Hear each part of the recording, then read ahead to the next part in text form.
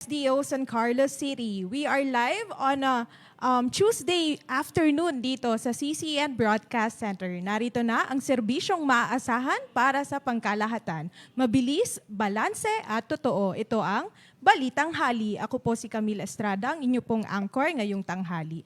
Ayan, so bago po muna ang lahat, no, nais po muna nating batiin ang atin pong, syempre amazing SDS, Dr. Sheila Marie Primesias, our Assistant Schools Division Superintendent, Dr. Arlene Casipit, and of course our SGOD Chief, Sir Villamor Gloria, our CID Chief, Dr. Edith R. Pridas, and of course, our Administrative Officer 5, Sir Dennis Donald Doria. Ayan. And of course, sa inyo pong ating mga live viewers, ayan, magandang tanghali po sa ating lahat. Ayan, so kamakailan nga po ay inilabas na ng Department of Education ang DepEd Order number 7 series of 2023, yun nga pong guidelines in the recruitment, selection, and appointment in the Department of Education. So this is in pursuance po doon sa bagong labas na merit selection plan ng Department of Education. Ayan, so last week din po, no, inilabas ang Division Memorandum 2023-184 na kung saan po nakasaad dito na gagamitin na ang bagong merit selection plan ng SDO San Carlos City sa recruitment and selection ng Teacher 1 applicants, ano ba tawag dito? Related teaching and non-teaching positions starting this June 2023.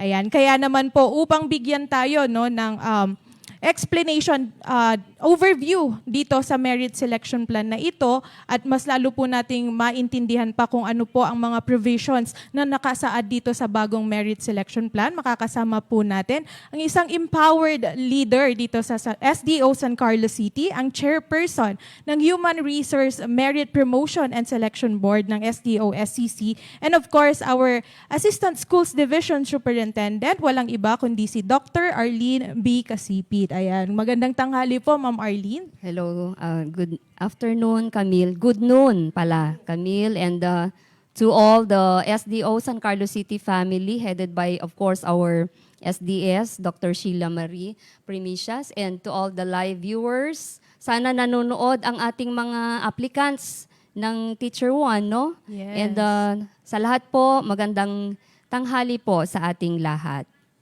Alright, ayan po ma'am, no, bago po natin umpisahan po yung ating pong talakayan, inaanyayahan po namin ang lahat po ng ating mga live viewers na i-share po itong ating pong live broadcast, no? Lalo na po yung mga school heads po natin na nanonood po ngayon, i-share po natin para po ma-reach po natin yung ating mga Teacher 1 applicants because this will serve ma'am, no, as their orientation na po. Yes, Tama po ba actually. ma'am? Ayan po. So, Ma'am Arlene, can you give us a brief introduction po kung ano po ba itong merit selection plan? Para saan po ba ito, ma'am? At bakit po napaka-importante po nito? Okay. Thank you, Camille. I-flash na natin yung ating... Okay. Siyempre, ayan, napaka-importante nito kasi nakasalalay dito kung sino yung mga maha-hire natin na mga would-be teachers and of course yung mga would-be promotees. Sabi nga nila, the most important resource in an organization is the human resource. Kaya kailangan talaga nating i-implement ito in order for us to hire the right people for the right position at the right time. Actually, itong DepEd Order 7 Series of 2023, actually it emanated from DepEd Order 19 Series of 2022. Ito yung Department of Education Merit Selection Plan. Dito, nakasaad na the Department of Education issues the enclosed MSP or the Merit Selection Plan, which establishes a competency-based agency merit selection plan to ensure that in all governance levels, the department hires and retains the right people, kagaya ng nasabi ko kanina, the right people for the right job at the right time. Okay? So we strictly adhere to the principles of merit, fitness, competence, equal opportunity, transparency, and accountability. Ano ba itong mga ito? Ayan. Konting hapyaw lang kasi actually ang gagawin natin ngayon ay more on overview. Parang macro level tayo. But tomorrow and the succeeding days, Camille, magdidetalye tayo. No? So we will Yes go po. micro naman Yes. for the next 3 days. So ano tong mga principles na ito? Number 1 is the principle of merit. So it refers to the necessary qualifications and competencies to perform the duties and responsibilities of the position to be filled. Kaya kapag teacher, kailangan syempre teaching din ang kanyang natapos, no? Competence, this pertains to the knowledge, the skills, and the attitude, KSA, na makikita natin yan sa ibang criteria ng ating guidelines. Fitness naman refers to the principle of ensuring that the competencies of an individual match with the competency requirements of a position. Kaya nga, hiring the right people for the right job. position or the right job. Okay, what about equal opportunity?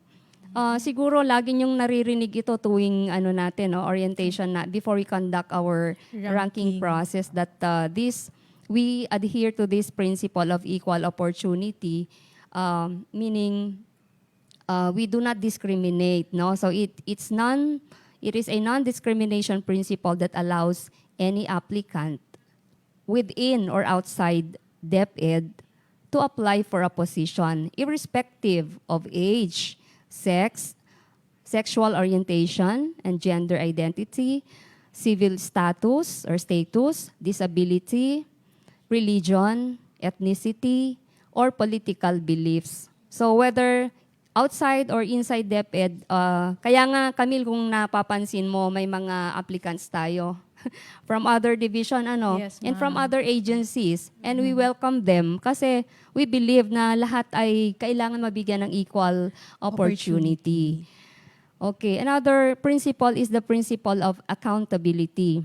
So this refers to the obligation of DepEd officials and employees to accept responsibility for the selection of employees in adherence to the basic principles stated herein, to explain, clarify, and justify human resource actions, disclose the results in a transparent manner, and be responsible for one's actions. Ang ginagawa natin actually ngayon ay isang bahagi ng ating accountability.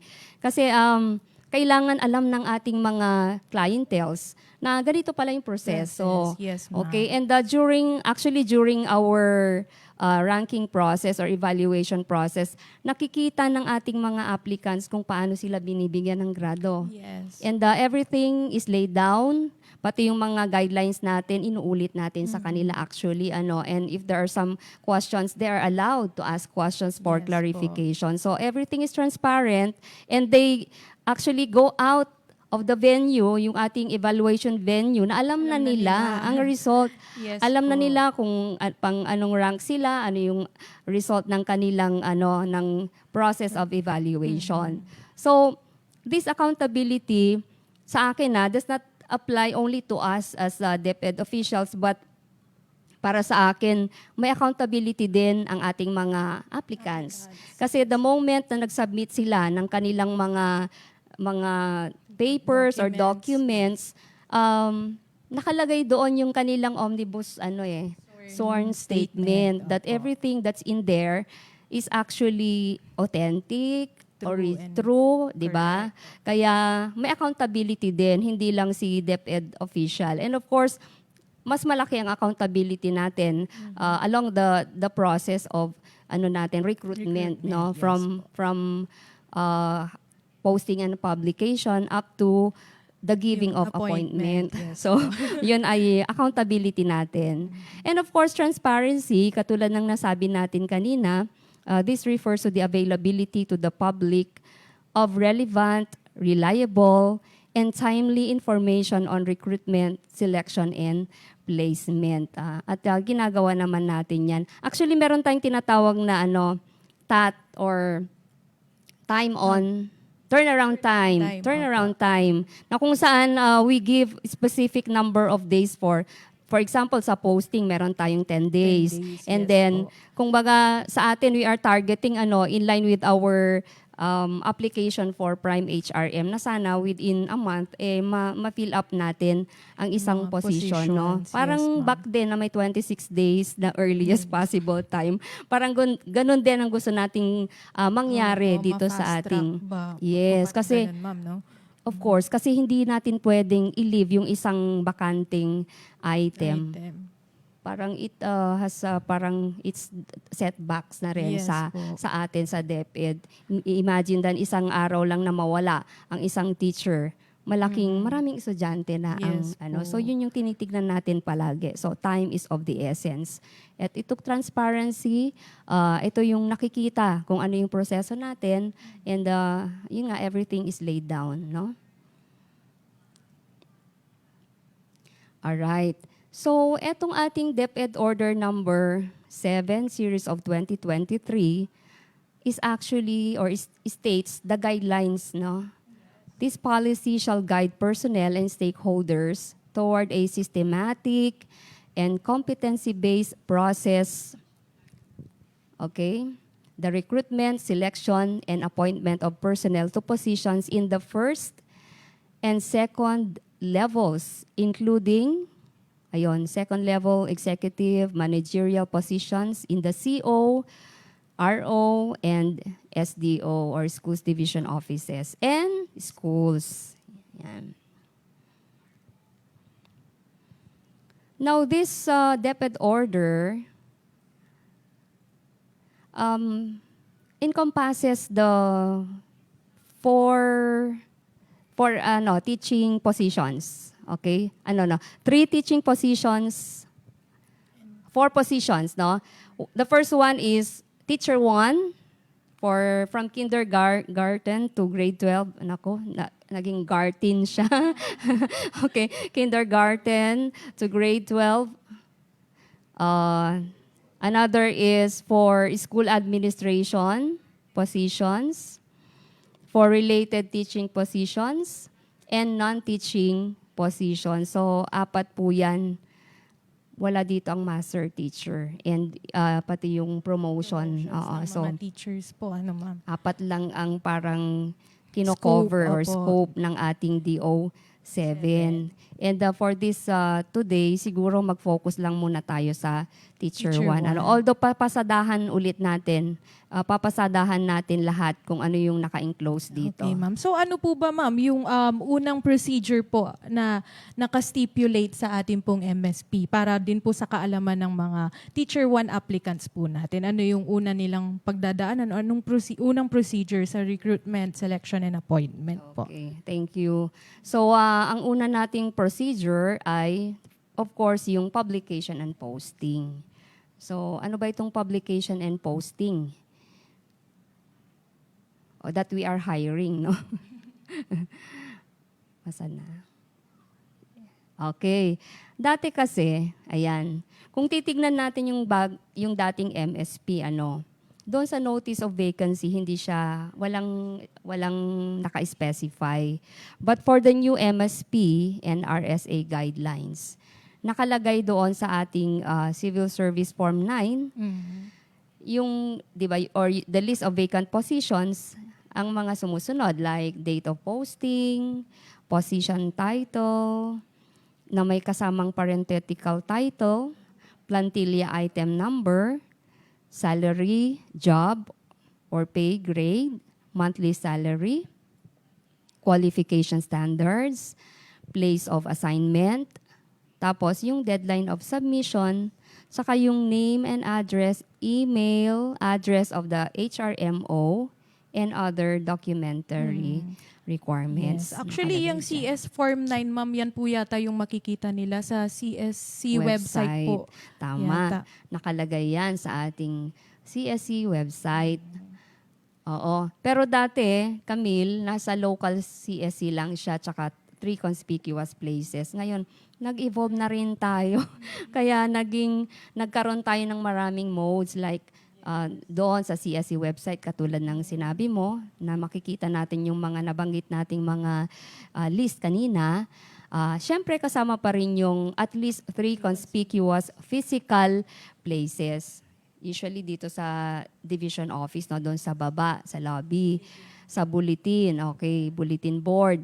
And we also have other modes like DepEd website, kaya nakapost din ito sa ating info board. Pwede rin siya sa newspaper or local or national circulation. Job search or websites, Sa mga pwede rin job street. mga Yeah, ganun, oo, pwede nakikita doon. din po. Pwede ring online job portals, pero sa atin talaga itong social Social media. media, So yes. nakikita talaga natin. So parang it invites more applicants. Kaya nga kasi nga we are observing equal opportunity principle, kahit far and wide pwede sila, kahit taga Marawi, taga Iloilo, pwede silang Batanes, pwede silang mag-apply dito. Yes. Yan.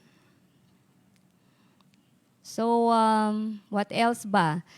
Ito, Anticipated. yung for anticipated vacancies naman, usually kasi, it should not be earlier than 30 days yung prior to retirement, resignation, or transfer, except for teaching positions which may be published earlier. That is according to CSE Resolution number 1800582 dated June 13 of 2018. Kasi nga, hindi nga pwede na mawala ang teacher kahit isang araw lang yes. sa classroom. Kaya pag mga ganitong may mga bakante, kahit earlier than 30 days, exempted tayo. Kasi nga, ang gusto natin yung we assure continuity of learning. Yes.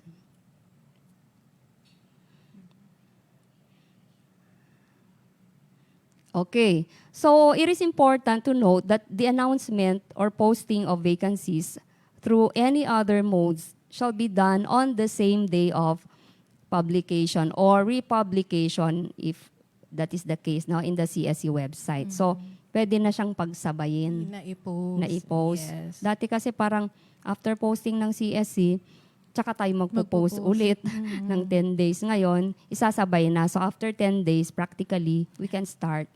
Yung Pwede submission na. Yan naman. Oo. Ayan, ma'am. So ano po ba, ma'am? Di ba after po ng publication or yung posting po ng ating mga vacant positions, ano na po yung susunod? Ano na po yung gagawin ng mga interested applicants po?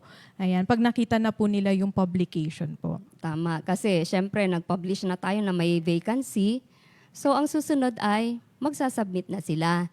So, the second process here is submission and receipt of applications. Kaya kailangan alert, vigilant ang ating mga applicants, no, whether teacher 1 or other promotional items. Kailangan alert tayo na deadline pala is this date. So we have to be very early or submit those needed documents on or before the deadline. So, yan ang pangalawa natin. So, ano yung Yes. sige, ano yung po ba isasubmit? ang mga documents na kailangan nilang isubmit? Ayan po. Ayan, nauna na yung ating So nakasulat dyan, babasahin na lang siguro nila. Pero sige, basahin na rin natin. Okay po. So, ano yung number 1 dyan? Letter of? Letter of intent. Ayan. Address to the head of office or sa atin siguro yung school head po, no? Or kay SDS. Pwede namang mag-submit sila sa school head. Pero still i-forward dito. Sa case ng mga ng mga teacher 1 applicants. Yes, But of po. course, doon sa mga ibang positions Positions. like non-teaching or related teaching, teaching. and the other one is school administration. Yes. Dapat sa head of office. Okay. Or to the highest human resource officer Officer. designated by the head of office. Okay, so what's number 2, Camille, is the duly accomplished PDS or yung personal data sheet, no? Yung CS form number 212, revised 2017. Ayan, with work experience sheet if applicable po. right. Oo. Ayan. So may word dyan na words na if If applicable. applicable. If Oo. may previous employment na tayo or experience na po, yan, kailangan po nating i-attach yung work experience sheet na usually, ma'am, no, nakakalimutan ng i-attach ng mga Tama. applicants natin, ma'am. Tama. Ang dami na Hindi- nating experiences na ganyan. Ano na, Yes. asan ang ano mo? Eh kasi ma'am, hindi nakalagay doon sa... Oh, pero ngayon, ayan, nakalagay na siya, no? And then, the third one is photocopy of valid and updated PRC license or ID, if applicable. Next, Camille, number 4 is Number 4 po, yung photocopy of of certificate of eligibility rating if applicable din. Ayan. So kung meron tayong PRC license, of course, dapat meron din tayong certificate of rating po, no ma'am? Ayan, na manggagaling nga sa PRC din po. Okay. We also have photocopy of scholastic or academic records such as but not limited to transcript of records or TOR, diploma, including completion of graduate and postgraduate units or degrees if available. Okay, next is photocopy of certificates Certificate of of training. training, if applicable. Photocopy of certificate of employment. Yan, contract of service or duly signed service record, whichever is or are applicable. Photocopy of latest appointment, if applicable.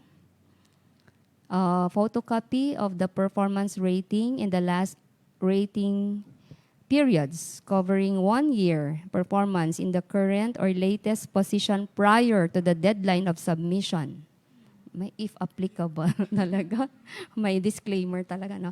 Checklist of requirements and omnibus sworn statement on the certification on the authenticity and veracity of the documents submitted and data privacy consent form pursuant to RA, Republic Act Number 10173 or the Data Privacy Act of 2012, using the attached form. May mga attached forms tayo actually, no?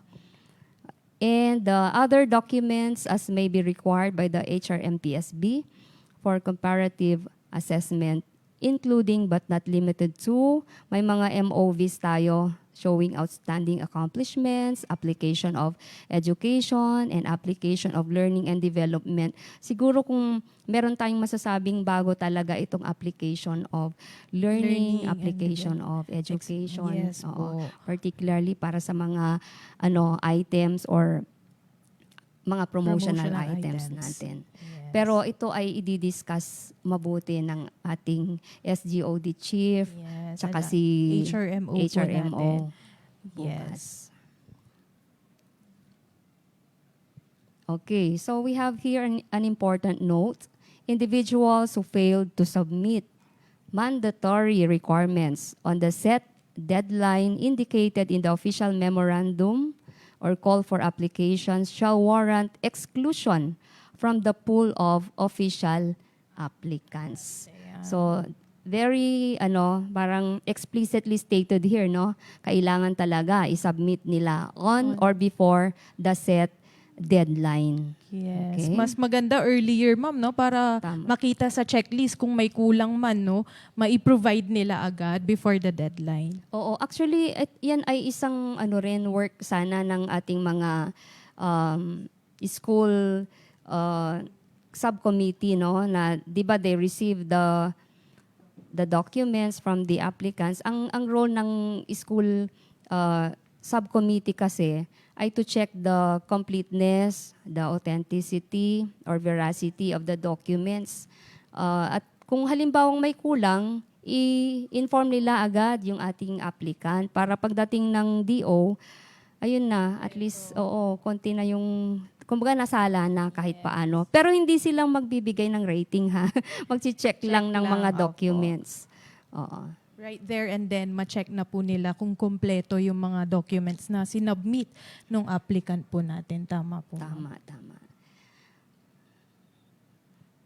Okay, so ano yan? Online submission of electronic copies of the application documents may be allowed subject to the submission of the hard copies upon request for purposes of verification of the HRMO and or HRMPSB. Pero sa atin, kailangan natin yung physical Yung hard copy po. documents Yes. talaga. Ito siguro applicable kapag may pandemic. Opo, Although we encourage them also to submit Submit online online. for parang na rin para sa record purposes natin. Just in case kailangan natin mas madaling hanapin, no? Pero kailangan pa rin yung hard copies. Okay.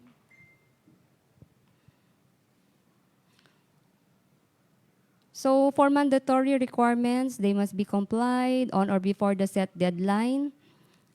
We use application codes ngayon. Wala na yung dati na U1, no? Yung unique applicant number. Wala na yon. We will now be using application codes to protect the identity of the applicants in compliance with the Data Privacy Act and to promote objectivity and integrity of the process.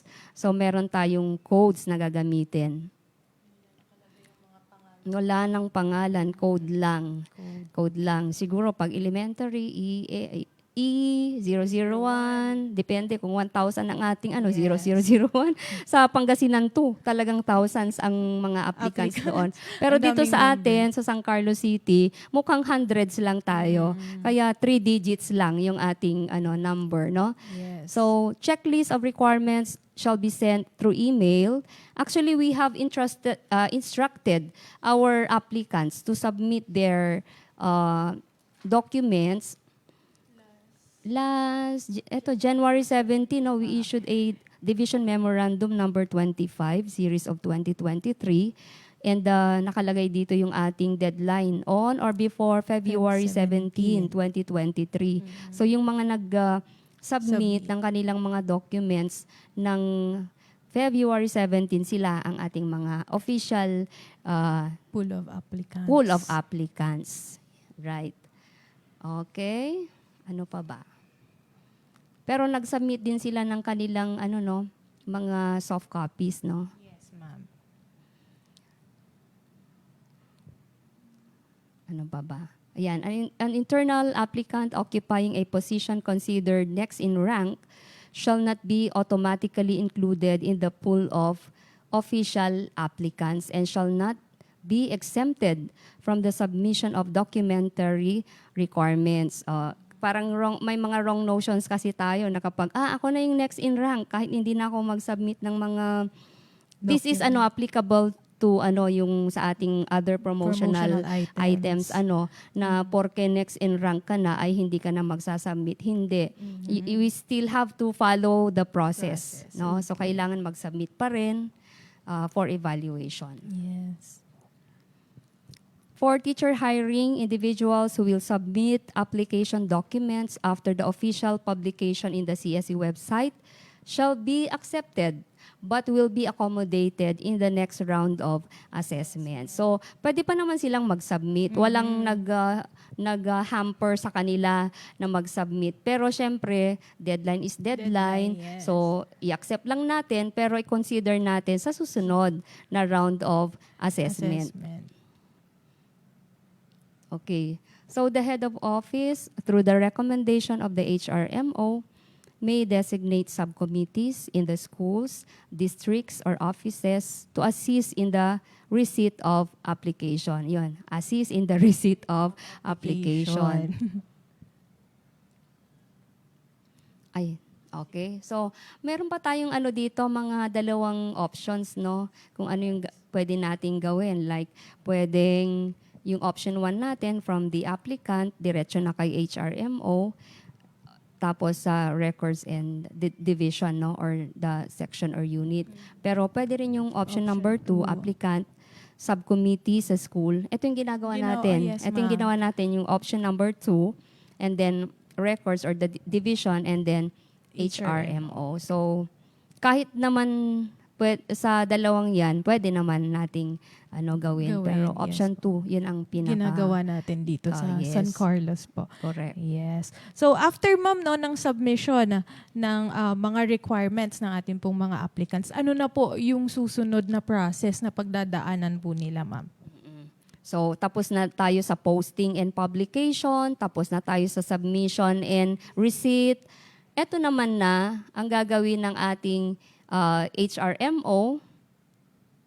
Okay? Magkakaroon tayo ng initial evaluation of applicants' qualification. Okay. Lalong-lalo na applicable ito pag promotional items. May Q, may DQ tayo. yes. Oo, pero sa Teacher 1, syempre, ginagawa pa rin natin yan. Malay natin, may nag-apply pala na hindi naman talaga qualified din. So we have to check their qualification standards vis-a-vis their ETE, education, training, and eligibility. Experience yung isa, ETEE, okay. Nakakabisado na natin, Camille, Yes. Nakailang rounds na rin tayo sa kasi sa ranking. Ayan, so the HRMO may consult the HRMPSB in exceptional cases wherein the HRMO perceives the need for advice. Kasi sa totoo lang, ito ay parang accountability at responsibility ng HRMO. Pero in case na merong doubt ang ating HRMO, pwede niyang i-consult ang ating HRMPSB at magkakaroon ng deliberation and then decision kung paano natin i-resolve kung halimbawang may mga issues or concerns. Yan. So, pero maliwanag, the HRMO maintains and assumes full responsibility and accountability of the final results of the initial evaluation. Ayan. So, while doing this, so after na si HRMO ay nag-conduct na ng initial evaluation, so halimbawa sa promotional item, dalawang scenarios yung pinag-uusapan natin dito. So, kapag ito ay promotional items, may Q, DQ, ganyan. So, susulatan ngayon ni HRMO, our applicants will be notified through pwedeng formal written communications, pwede ring messages na lang, text message, ganyan. Email. Email, telephone call, and SMS. Yes. So, pwedeng mga ganyan. Para alam nila, part yan ng pagiging transparent. Hindi yung nag-apply tapos, alam mo yung parang Wala nang balita. maliligaw na, busted ba ako o ano. Yes. Parang nakahang lang, no? Pero ito, kailangan may tanong, it's yes or no. Ano ba, siya ba ay Q or DQ? Yun. Yes. So, HRMO ang in charge. So, during the initial evaluation, the HRMO or the head of office, based on the HRMO's recommendation, may designate subcommittees, okay, in the schools, sa district or offices as deemed practicable. Kung talagang kailangan, pwede tayong gumawa ng mga subcommittees.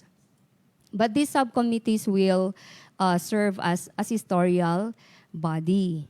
Okay? So, ano yung gagawin nila?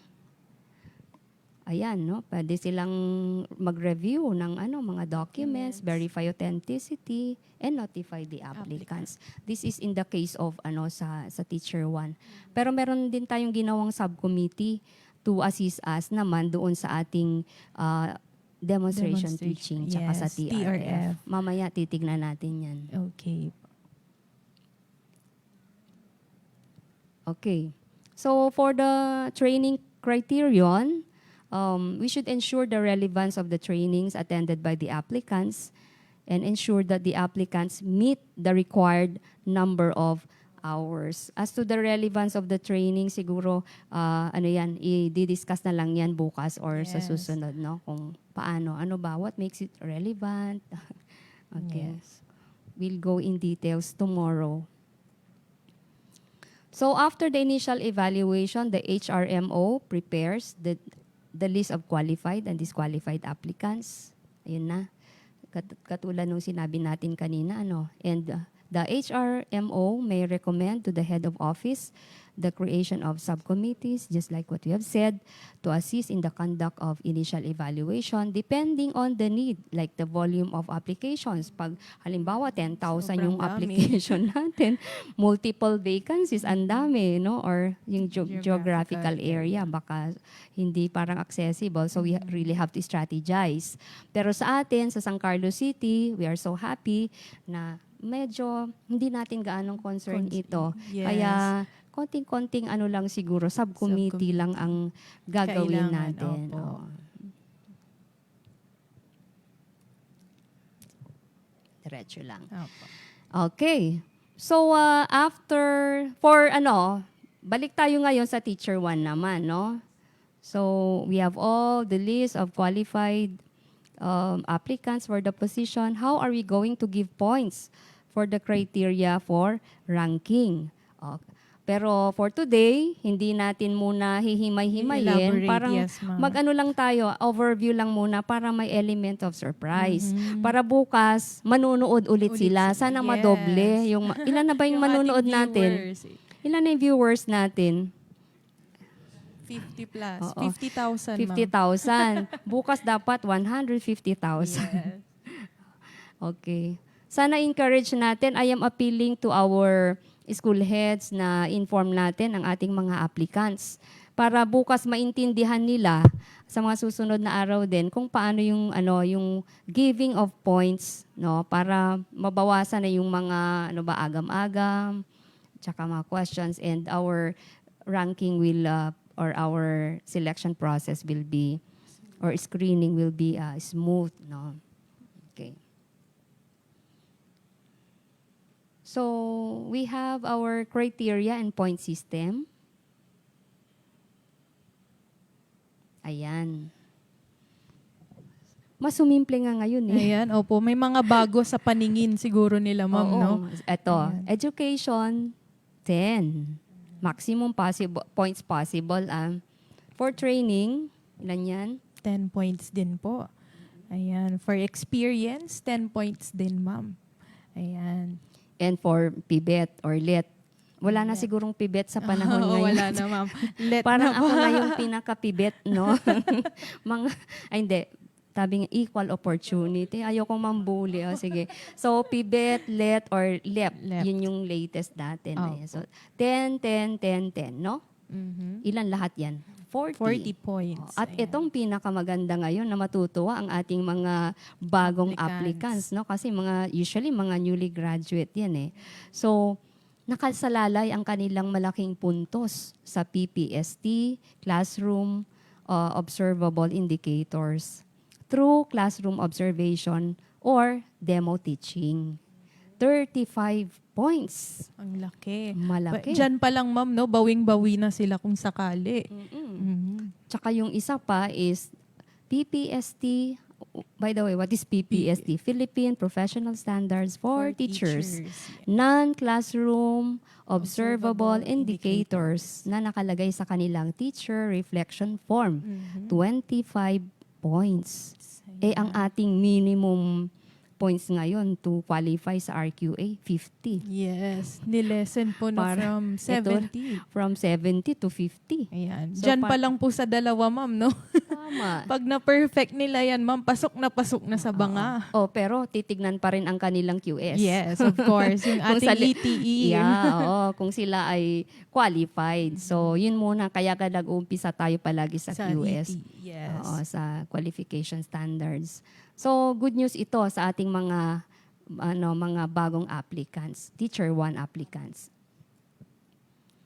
Okay, so nakalagay dyan yung education natin, units or degree relevant to the position. So, kailangan relevant to the position, no? Exceeding the QS. Ay, mukhang ito ay didiscussin na lang bukas in Yes, details. yung detailed Oo. explanation po tomorrow po. Kaya abangan po natin ulit Oo. bukas. Medyo meron tayong mga twist. Yes, Parang ma'am. hindi siya exact na pag ito ganyan na agad kasi meron tayong mga increments, Yes. na, 'di ba? So, kailangan manood talaga sila. Tama. Sige, iwanan muna natin 'yan. Mhm. Yan yung ating mga rubrics, Rubrics. for computation of education, training, and experience. Yan. Flash lang po Yan. natin. I-flash-flash Yung lang. mga Mga increments. yan yung tinatawag nating increments table. Paano ba natin i-compute ang kanilang mga points? Hindi siya isang lang, parang dalawang considerations yan, di ba? So, bukas, ibibitinin muna namin kayo.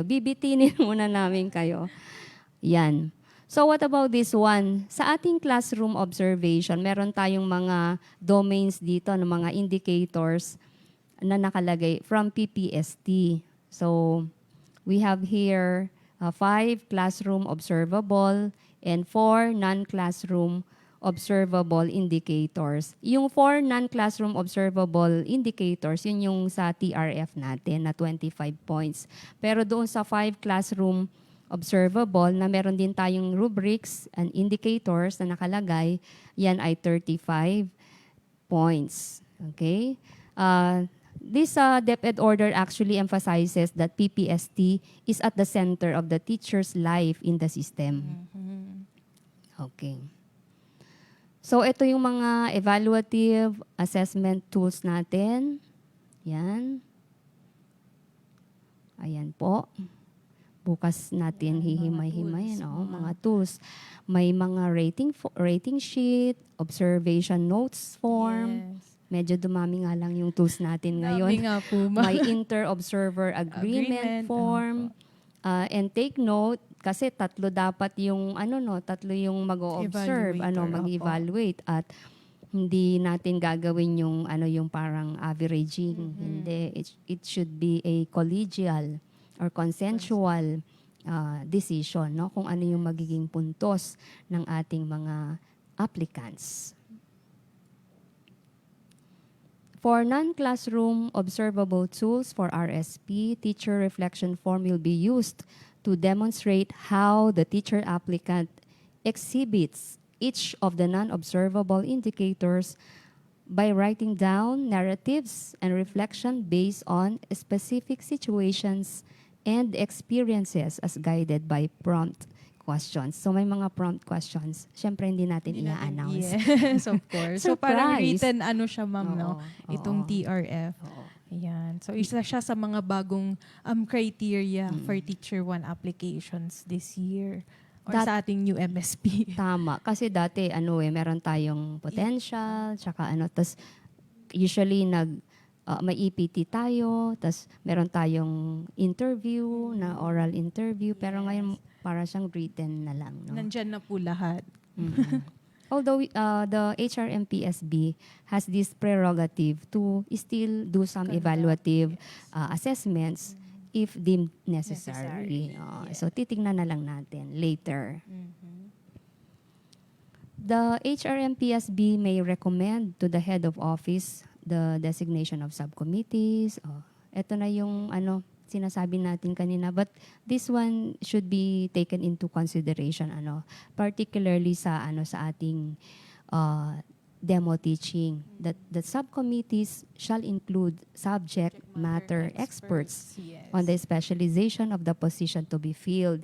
Kaya kakailanganin natin ang expertise ng ating mga education program supervisors at ng ating mga PSDSS or Public Schools District Supervisors. Mag-i-issue tayo ng memorandum kung office memo, kung ano yung mga assignments nila. Okay. Very willing naman ang ating mga EPSS and PSDSS. Ayan. So, 2 or 3 TRF evaluators shall rate the accomplished TRFs. So, pwedeng 2 or 3. Ayan. Ito, tignan natin. TRF evaluators or teacher reflection form evaluators must not be related to the applicant within the 3rd degree of consanguinity or affinity. So, kung anak mo yung nag-a-apply, hindi ka pwede dyan. Yes. Mag-inhibit ka.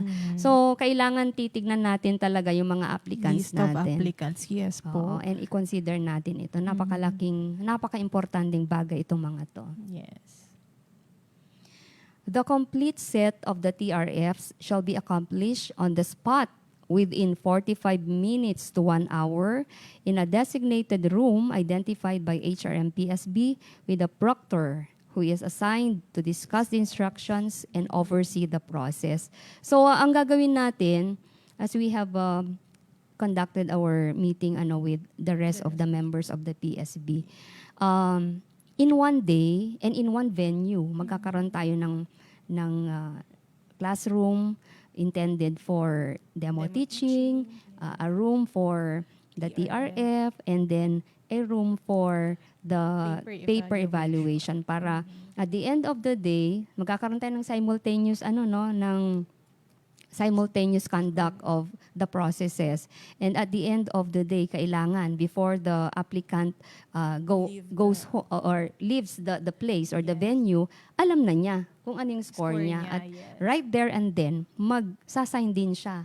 Dahil na-check din niya yung mga nilagay na scores na talagang sinertify niya na okay ito at ako ay amenable dito sa mga nakikita kong points na binigay sa akin. Parang ganun yung magiging process natin as part of transparency, na walang ililihim at lahat ng mga proseso natin ay open sa ating mga applicants. And for sure, meron tayong siguro, magmo-monitor din kung paano natin ginagawa. Kasi importante din yung monitoring, no? Yung third party, yung hindi tayo sa sarili natin para for improvement din, 'di ba, CI? As part of CI.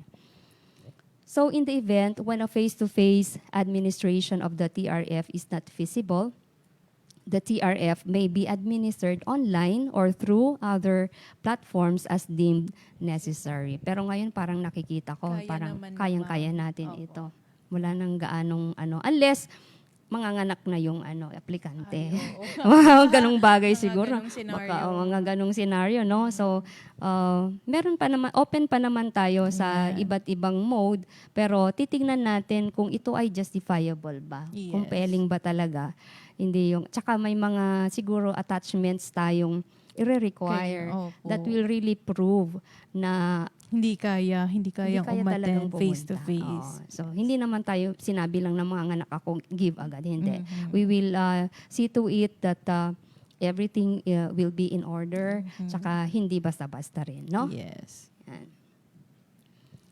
So, each TRF evaluator shall individually assess the teacher applicant's demonstration and or understanding of the indicator based on the narrative and responses. They shall focus on the content, not on the quantity of narratives or experiences. Long answers do not necessarily merit an exemplary rating. Alam sa amin, mahaba ito, 10 points na hindi.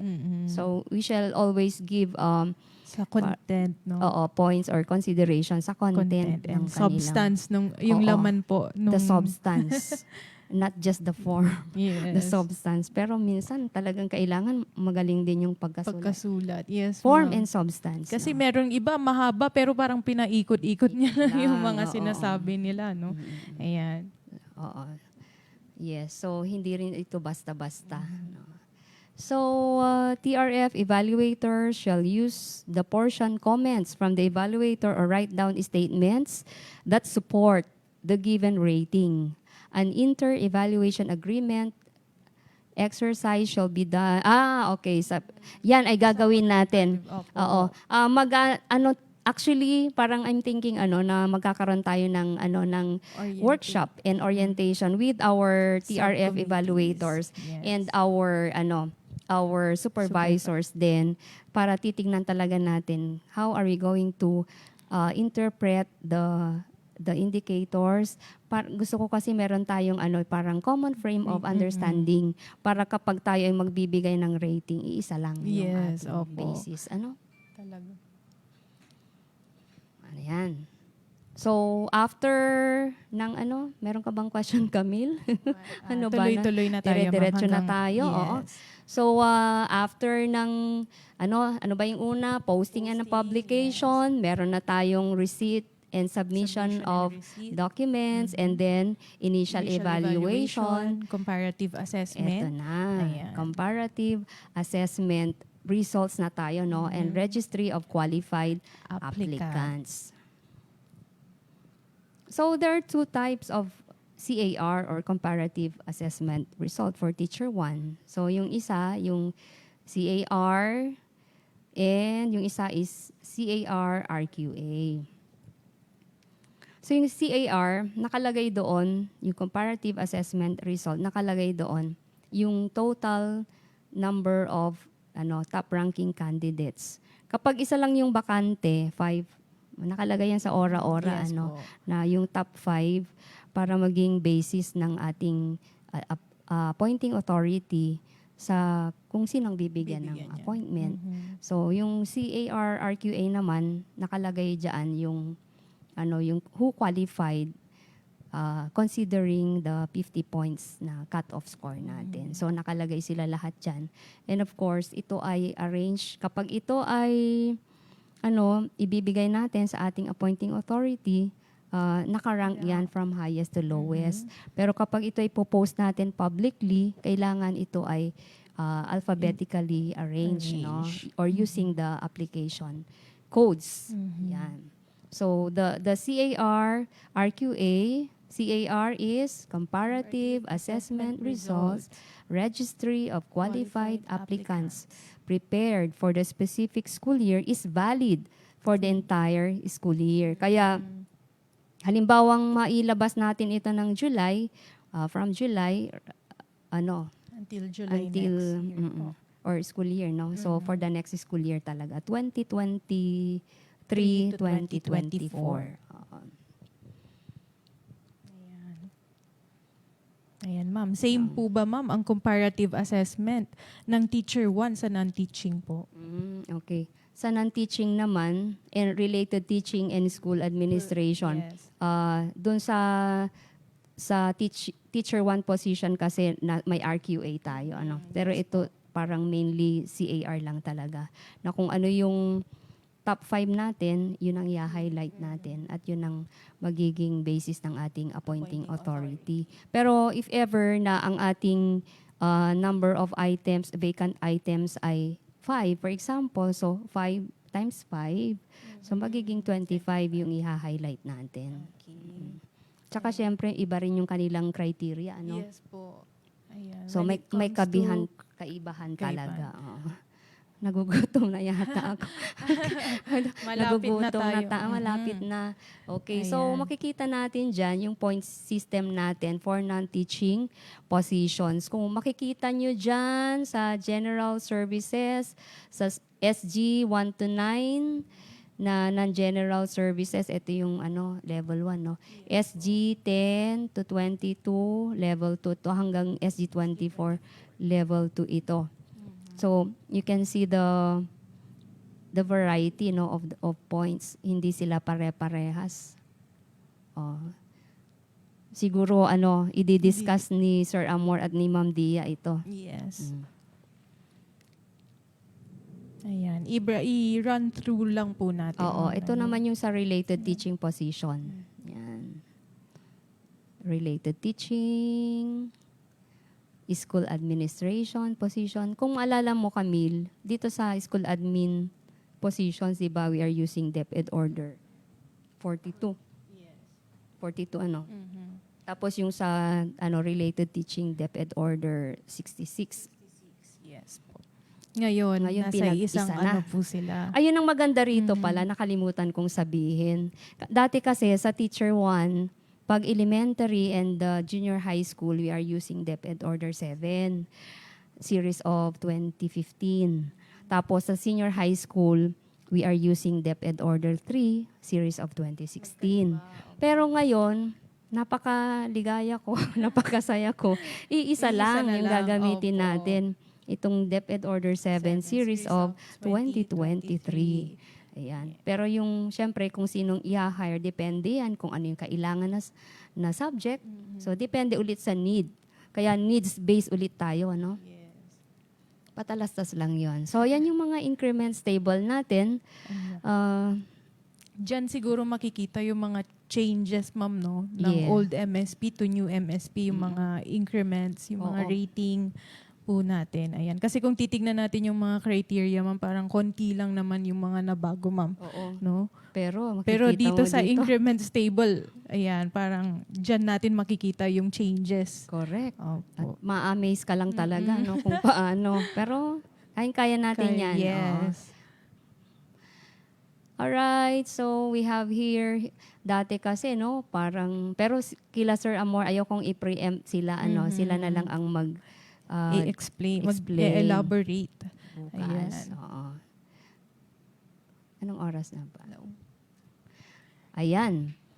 in order to get points. Dati 'di ba sa speakership kailangan ano lang eh, Certificate lang po. lang. Pero Yes. ngayon meron ng ano eh, slide decks, session guide, issuance, invitation, training matrix. Ayan, mas recognition. marami pang mga MOVs na kailangan po. Tama. Mhm. So at least yung mga gustong magpa-promote, kung halimbawang may mga items tayo later, eto na, nakikita nyo na kung paano. Ito na ulit, application of education. Dati, ipakita mo lang yung iyong transcript, tsaka yung diploma mo, okay na tayo. Ngayon, hindi. Meron tayong application of education, no? Kapag ano naman, L&D, application of learning. Yes. Ayan. So, may mga MOVs tayo, action plan, accomplishment report, certification of utilization. Di bale, ginagawa na natin ng template ito opo, para hindi matrix. mahirapan ang ating mga applicants later kung Yes ano yung magiging template natin. Hindi sila magiging iba-iba. So, in a way, the HRMPSB would like to facilitate din Yes na along with the changes, we also make some ano bang tawag dito, adjustments, or we simplify things para matulungan din natin yung mga would-be promotees na hindi na rin sila gaanong mahirapan. Yes po. Ayan. Application of education. So, may mga MOVs tayo. Pag only A and B, ganito ang point mo. Pag only Ayan A, po. Ang ganito. medyo nakakalito po kung titignan natin. Pero, Ayan. ayan, given naman na sa ating MSP, nakalista naman na po kung anong mga MOVs yung mga nandyan. Correct. Nakasulat dyan. Yes. Ano ba yung A? Ano yung B? Yes. Nakasulat na dyan. Okay. Pag relevant, iba yung point. Pag not relevant, iba rin. Yes. Ayan.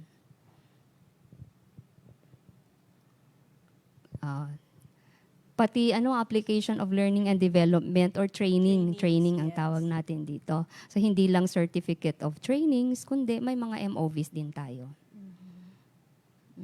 Ayan. Nababasa ng ating mga viewers, certificate of training or certification. Meron tayong action plan or yung mga REAP o yung re-entry action plan. Okay? Job embedded learning, accomplishment report. Oo. Pero gawin nating simplified para hindi naman sila mahirapan Oo. po. Importante ginawa talaga Yes. yung mga accomplishments na yan. Okay, so yan ang ating yung sample natin, no? Yung rubrics natin. So only A, B, and C, only A and B. So iba ulit ang relevant, iba ulit ang not relevant. At least kahit not relevant, meron pa rin. For as long as may mga MOVs Yes, na available. na available. Okay. Potential. For potential, ito ay pwede nating makita sa kanilang written exam, sa kanilang skills or work sample test, or BEI or behavioral events interview. So, meron pa rin ang mga yan. Okay, so to sum up, ito po yung procedure natin. So, we start with publication and posting, and then followed by submission and receipt of applications, initial evaluation vis-a-vis the qualification standards, and then we have the comparative assessment. Pag lumabas na yan, tapos na ang role ng HRMPSB, appointment shall be done by our appointing authority. Yes. Ayan. So, mukhang yan na yung Yan last na. natin, Camille. Yes, ma'am. Oo. So na lang po ma'am, final question na lang po bilang the chairman of our HRMPSP po dito sa SDO San Carlos City. Ano po yung mga nakikita nyong challenge po na maaari po ninyong ma-encounter po during the implementation nga of this new MSP? Okay, thank you. Actually, napag-usapan na natin yan, ano ba yung, kasi proactive nga tayo, ano ba yung mga possible problems natin? Ang nakita natin dyan ay yung interpretation ng mga indicators, saka yung appreciation ng mga documents. Kaya, ang ginagawa ngayon actually ng HRMPSB ay we are now doing this unified interpretation, and then we are doing this template as to ano ba ang kakailanganin natin. Parang kung ano yung mga gray areas na nakita natin, we are trying to address before they happen, ina-address na natin. And of course, ang isa siguro pang magiging challenge natin ay yung kung paano natin i-implement talaga. But I believe with the help of our committee, yung mga committees natin, our subcommittees, and the members of the PSB, kayang-kaya naman natin sigurong And of course, kung may mga questions ang ating mga viewers, pwede naman nilang i-type doon, i-comment at comment section po. Yes, and we will capture those. We will get all those questions. Baka naman yung mga questions nila ay mabigyan ng answers tomorrow or the next day. Or kung hindi man, meron pa tayong last day, which is Friday.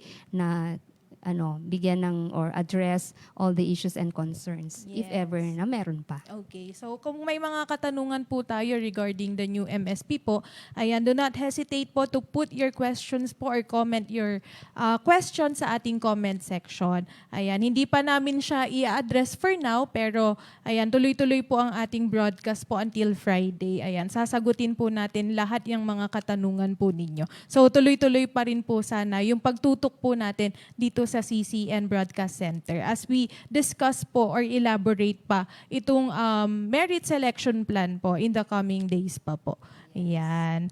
Ayan. So, dyan na po nagtatapos yung ating overview. Ayan. Overview pa lang po yung diniscuss ngayon. Ayan, 1 oras. Ayan, overview lang po yun. Ayan, yung mga detailed explanations pa po regarding the pointing system.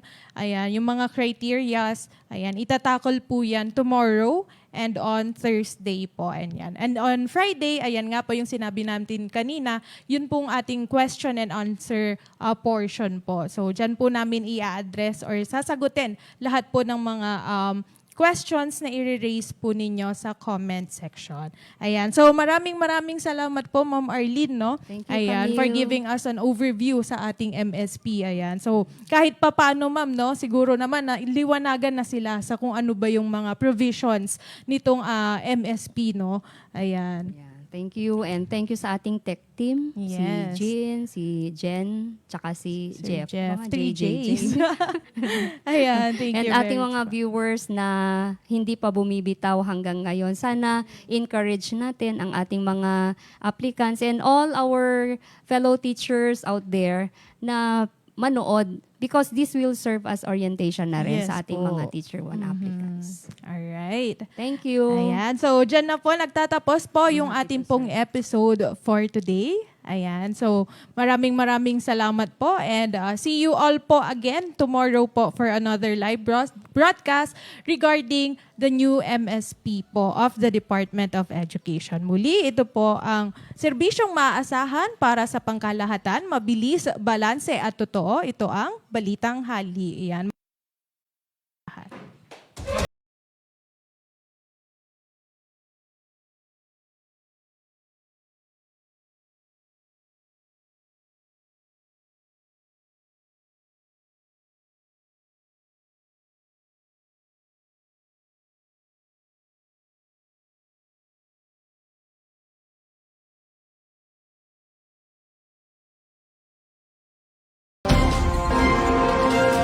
Good day, Philippines. Hello, Region 1. Aloha, San Carlinian learners. Airing live from the Mangu Bamboo capital of the Philippines, San Carlos City. You're tuning in to CCN Broadcast Center.